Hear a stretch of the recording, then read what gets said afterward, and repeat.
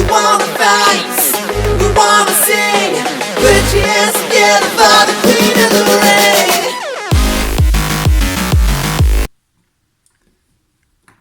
So I started wrestling back in 2002, and back then I was very like a normal wrestler. So I came out as Ollie Burns, and for about 8 years I was just like a regular guy. And don't get me wrong, I always loved the characters of wrestling, and I always loved the personalities that it brought. But unfortunately, the time I was starting, wrestling in my area was taken like very seriously. So it was kind of hard. Characters and gimmicks like mine, it was a way of covering up being a bad wrestler.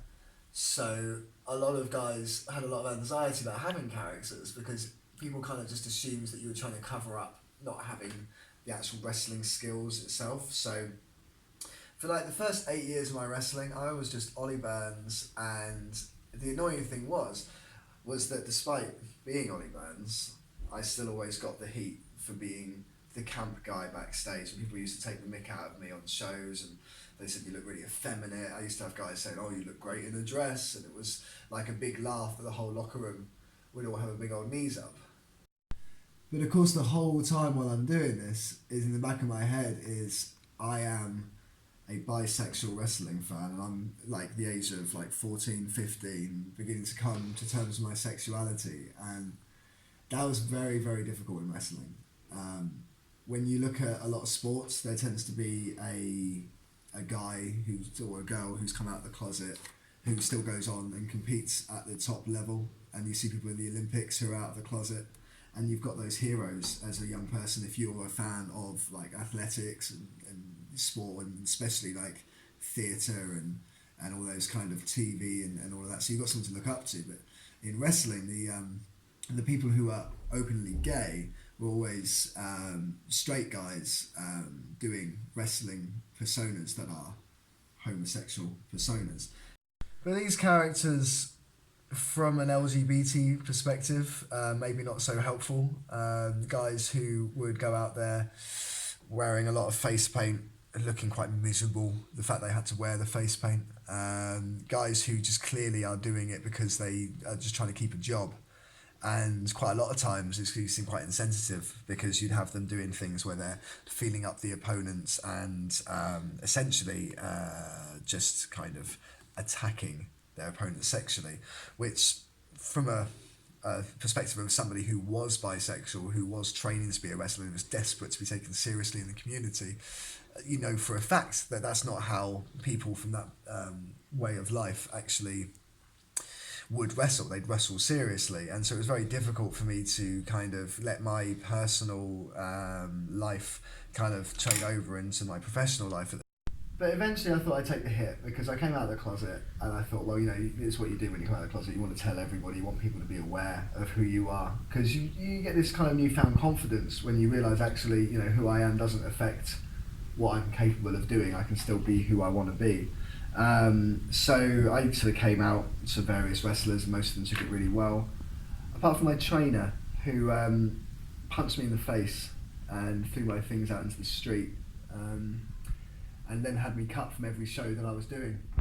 And that was terrifying, because all of a sudden, all this work, I put 5 years into my career, and I'd gone from wrestling for some of the top promotions in the country to suddenly having absolutely nothing. And it kind of made me want to quit wrestling altogether. It made me very despondent with the other guys, and I would find even when I did have chances to see them, I would just not want to even like discuss anything anymore, and I would just didn't have the confidence to do it. And it was only a few years later when a friend of mine said to me, look, you've got to, if you want to make this work, you have to step out with your best foot, and you've got to make them realise that actually what they're doing is silly. That I kind of began to play with different ideas, and the idea that I ended up landing on was drag, because when it comes to cutting down people's perspectives and making them realise that maybe they've misjudged you, I think drag is one of the best ways to do that. It takes all the things that are part of the LGBT community that maybe the sort of straight community are concerned about, And it just blows it up in their face to the point that they maybe realise, oh, maybe I've been worried a little bit too much because this is what I'm worried about, and of course this isn't what the LGBT community is like day to day, and people were able to relax with it because you're able to take all those things they're concerned about and turn it into a bit of a joke, and you have a bit of a laugh with them, and it normalises it. And the best thing about doing this is that with the experience I had beforehand doing all the serious wrestling, is that not only am I able to have a bit of fun and help open those conversations, I'm able to go out there and do the real big matches as well, that not just entertains the fans, but for the people that maybe go into it thinking, oh, this drag queen, oh, I know what this is going to be about, I'm not into drag. They're able to go, wow, that match was really, really good. I'm able to surprise people with it. And you elevate the match to the point that they're not expecting anything from you.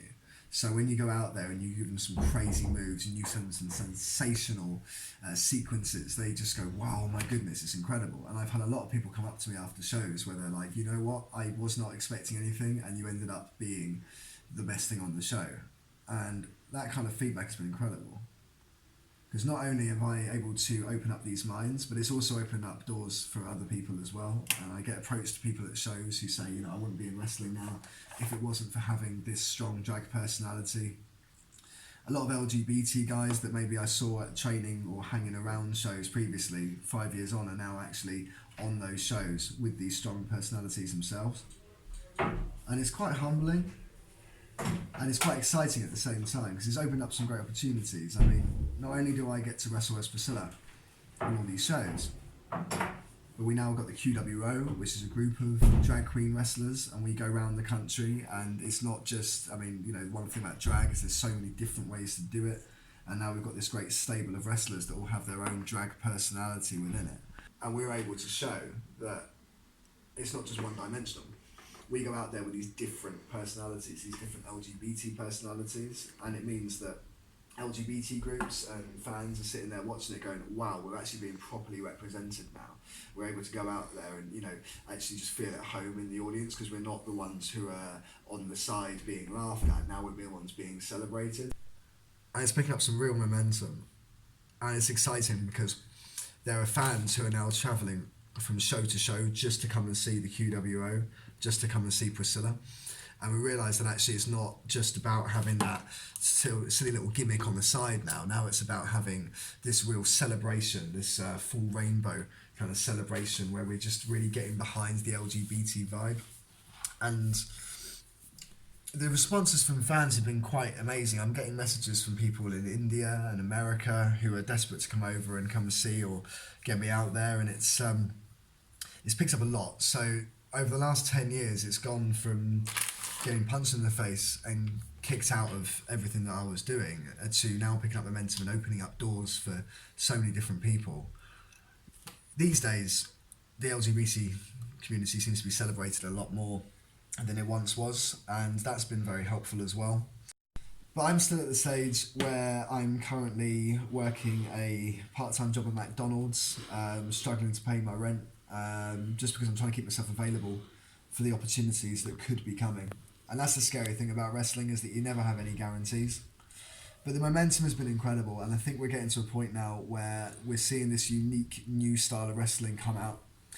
And amazingly, I get to be one of the sort of front runners for that style, and we are literally reinventing the way we do wrestling matches, and people seem to be really excited by it. It's getting us seen all over the place, and people who previously wouldn't even respond to my messages or perhaps just say it's not going to work whenever I approach them, they're now coming to me looking for these opportunities and getting me on these shows. So it's been quite a journey, and I feel like the journey's only just begun, but we're going to keep on fighting, and every day is a little bit of a struggle, but that end goal is there. We're going to be seeing this in arenas all over the country, hopefully all over the world sometimes. So I'm really looking forward to seeing what the future has for me. But at this moment, I think it's just important for people to know that Priscilla and the QWO are out here, and we're ready to claim our moment. We came to dance, came to fight, we came to what? Work. We wanna fight, we wanna sing, put your hands together for the queen of the ring.